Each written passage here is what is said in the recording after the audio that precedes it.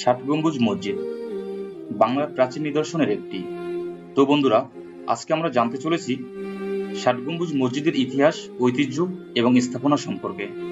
ষাট গম্বুজ বাংলাদেশের বাগেরহাট জেলার দক্ষিণ পশ্চিমে অবস্থিত একটি প্রাচীন মসজিদ। মসজিদটির গায়ে কোনো শিলালিপি নেই, তাই এটি কে নির্মাণ করেছেন বা কোন সময়ে নির্মাণ করা হয়েছে সে সম্বন্ধে সঠিক কোনো তথ্য পাওয়া যায়নি। তবে মসজিদটির স্থাপত্য শৈলী দেখে নিঃসন্দেহে বলা যায় যে ষাট গম্বুজ মসজিদ পীর খানজাহান আলী নির্মাণ করেছিলেন। ধারণা করা হয় এই মসজিদটি তিনি 1500 খ্রিস্টাব্দে নির্মাণ করেন।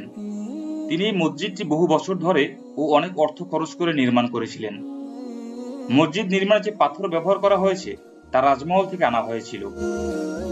এটি বাংলাদেশের 3টি ঐতিহ্যবাহী স্থানের একটির মধ্যে অবস্থিত। বাগেরহাট শহরটিকে বিশ্ব ঐতিহ্যবাহী স্থানের মর্যাদা দেওয়া হয়েছে 1985 খ্রিস্টাব্দে। ইউনেস্কো এই সম্মান প্রদান করেন। মসজিদটি উত্তর দক্ষিণে বাইরের দিকে প্রায় 160 ফুট ও ভিতরের দিকে প্রায় 143 ফুট লম্বা এবং পূর্ব পশ্চিমের বাইরের দিকে প্রায় 104 ফুট ও ভিতরের দিকে প্রায় 88 ফুট চওড়া। মসজিদটির দেওয়ালগুলো প্রায় 8.5 ফুট পুরু। ষাট গম্বুজ মসজিদে গম্বুজের সংখ্যা মোট 81টি। 7 লাইনে 11টি করে 77টি এবং 4 কোণায় 4টি, মোট 81টি। কালের বিবর্তনে লোকমুখে ষাট গম্বুজ বলতে বলতে মসজিদটি ষাট গম্বুজ নামকরণ হয়ে যায়। সেই থেকে মসজিদটি ষাট গম্বুজ নামে পরিচিত। তো বন্ধুরা, এখন আমরা জানতে চলেছি ষাট গম্বুজ মসজিদের ইতিহাস। সুলতান নাসিরউদ্দিন মাহমুদ শাহের আমলে তথা 1435 থেকে 1459 সালে খান আল আজম উলুগ খানজাহান সুন্দরবনের কোলঘেঁষে খলিফাত রাজ্য গড়ে তোলেন। খানজাহান বৈঠক করার জন্য একটি দরবার হল গড়ে তোলেন, যা পরে ষাট গম্বুজ মসজিদ হয়। তুগলক ও জৌনপুরী নির্মাণ শৈলী এতে সুস্পষ্ট। এখন আমরা জানতে চলেছি মসজিদের বহির্বিভাগ। মসজিদটির পূর্ব দেয়ালে 11টি বিরাট আকারের খিলানযুক্ত দরজা আছে। মাঝের দরজাটি অন্যগুলোর চেয়ে বড়। উত্তর ও দক্ষিণ দেয়ালে আছে 7টি করে দরজা। মসজিদের 4 কোণে 4টি মিনার আছে। এগুলোর নকশা গোলাকার এবং এরা উপরের দিকে সরু হয়ে গেছে। এদের কার্নিশের কাছে বলয়াকার ব্যান্ড এবং চূড়ায় গোলাকার গম্বুজ আছে। মিনারগুলোর উচ্চতা ছাদের কার্নিশের চেয়ে বেশি। সামনের দুটি মিনারে পেঁচানো সিঁড়ি আছে এবং এখান থেকে আজান দেওয়ার ব্যবস্থা ছিল। এদের একটির নাম রওশন কোঠা, আরেকটির নাম অন্ধকার কোঠা। মসজিদের ভিতরে 7টি স্তম্ভ বা পিলার আছে। এগুলো উত্তর থেকে দক্ষিণে 6 সারিতে অবস্থিত এবং প্রত্যেক সারিতে 10টি করে স্তম্ভ আছে। প্রতিটি স্তম্ভই পাথর কেটে বানানো।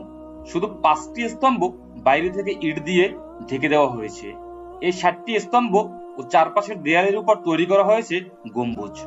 মসজিদটির নাম ষাট গম্বুজ মসজিদ হলেও এখানে গম্বুজ মোটেও 60টি নয়, বরং গম্বুজ সংখ্যা 81টি।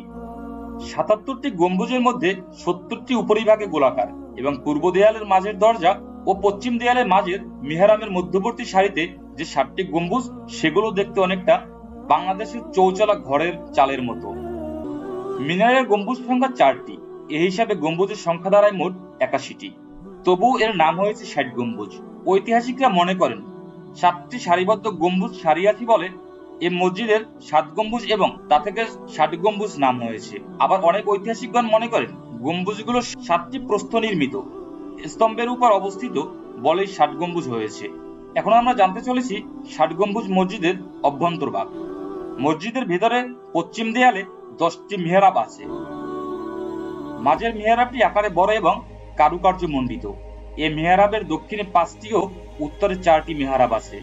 শুধু মাঝের মিহরাবের ঠিক পরের জায়গাটিতে উত্তর পাশে যেখানে একটি মিহরাব থাকার কথা, সেখানে আছে একটি ছোট দরজা।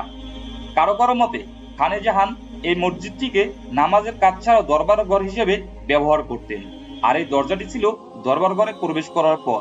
আবার কেউ কেউ বলেন মসজিদটি মাদ্রাসা হিসেবেও ব্যবহার করা হতো।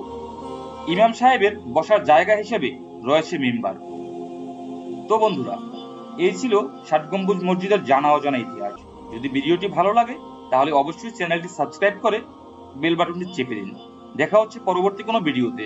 সেই পর্যন্ত ভালো থাকুন, সুস্থ থাকুন। ধন্যবাদ সবাইকে। আল্লাহ হাফেজ।